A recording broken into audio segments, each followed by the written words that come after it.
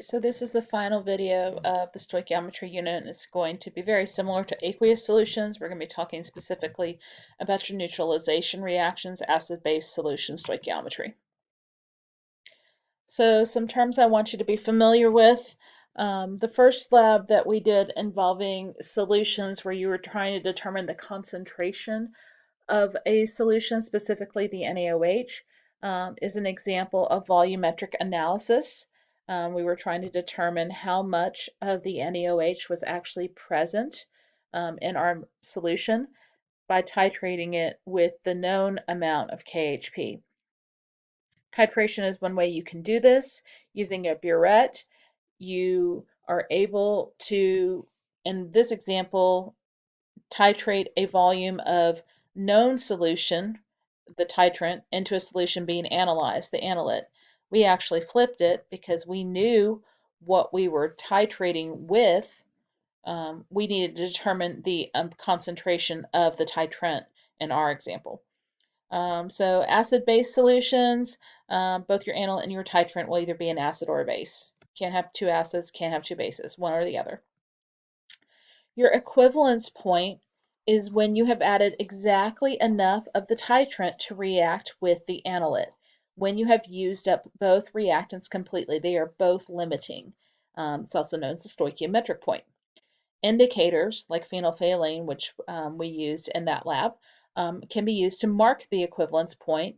You pick indicators based on the color change from acid to base forms that it will go through at a certain pH. And you want to make sure that that color change corresponds fairly closely to your equivalence point. When we see that color change, we are at the end point of our indicator. And again, there's a lot of different indicators you can choose from. You will get to do some more with this when we do acids and bases in the spring. And the indicator you choose needs to match closely with the equivalence point of what you are combining together. And so, as I said, you want that light pink color in this particular example. They're titrating NaOH is being used as a titrant to analyze the acidic sample below. And it can be done with this. However, you have to know exactly what the concentration is of NaOH, and that's what we were trying to figure out in our lab. So these stoic problems are going to look a lot like the aqueous solution stoics. I didn't even include the steps for this one because they're the same as the acid-base ones. If you're dealing with stoichiometry, you need a balanced equation. So we need to write a balanced equation between hydrochloric acid and sodium hydroxide combining together. That's going to make water in your salt. We need to see which reactants we can find moles for. We can't find moles for HCl. We're wanting to find out about HCl, and specifically we're wanting to find the volume of a 0.1 molar concentration of HCl. But we do have a volume and a molarity for NaOH. And we know we can find moles from volume and molarity. So I take my volume after converting it into liters, and multiply it by its molarity, and that gives me my moles. Both my concentration and my volume have 3 sig figs, so I want 0.00958 moles of NaOH. Because I don't know exactly how much HCl I neutralized, I can use stoichiometry and the amount of NaOH I had to determine the moles of hydrochloric acid that were neutralized. And because it's a 1-to-1 ratio, it would be the same as the NaOH. I want to find volume of my hydrochloric acid, and I have a molarity of my hydrochloric acid. And to find volume with molarity, I need moles, what I just calculated. So I can set up my equation so that I solve for volume by taking the moles and divide it by the molarity of my HCl solution. The moles cancel out. They both had 3 sig figs.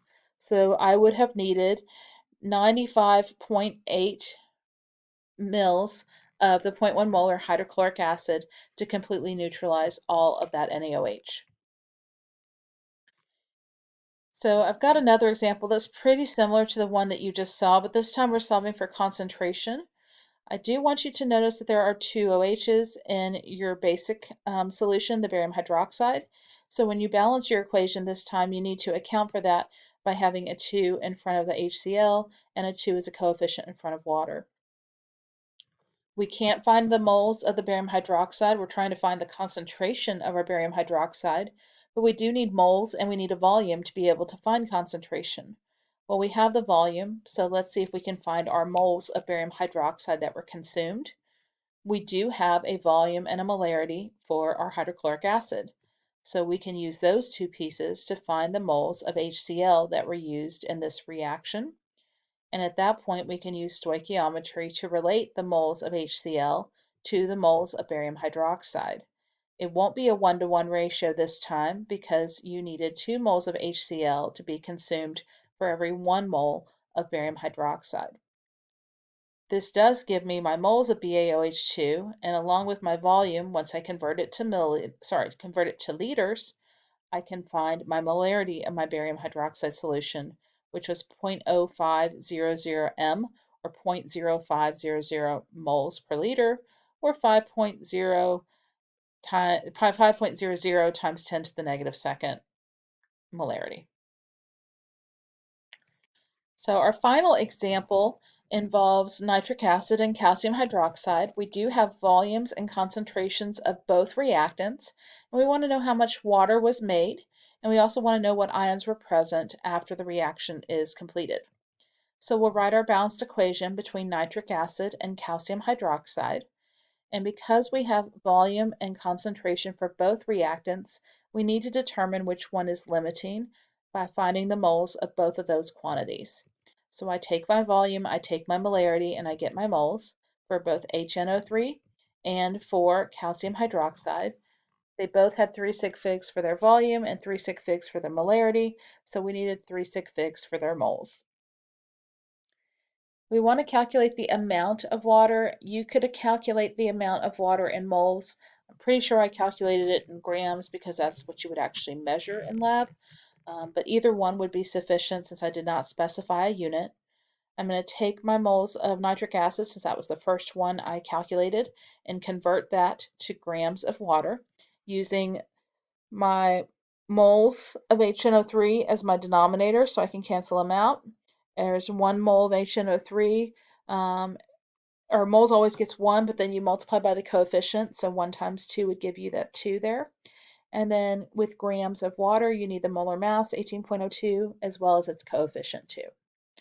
And if I do my math through, coefficients don't affect my sig figs, but my molar mass had 4 sig figs, my moles had 3, so I wanted 3 sig figs in my grams of water. I can do the same thing with calcium hydroxide. I take the moles of the calcium hydroxide. There's always going to be a 1 in front of moles, and there's also a coefficient of 1 in front of calcium hydroxide. So I just put the 1 there. The grams of water stays on top with 18.02 and its coefficient. And when I do the math through this time, I see that I made less water with the calcium hydroxide than I did with the nitric acid. So that is going to determine how much of the water I can actually make. I also want you to notice that it was calcium hydroxide that was my limiting reactant, which means all of the hydroxide that was consumed, or all the hydroxide that was present in the calcium hydroxide was completely consumed. So if I want to know what ions are present when the reaction goes to completion, I need to keep in mind that limiting and that excess reactant. The hydroxide is gone. It got used up completely. You would not expect to find any hydroxide ions in your mixture at this point in the reaction. Our spectator ions were diluted, but they should still be there in the same amounts that they were to begin with. So both nitrate and calcium should be present. And then the hydrogen ions that were part of the nitric acid were used somewhat, but they were not used completely, so they too are still present in my mixture.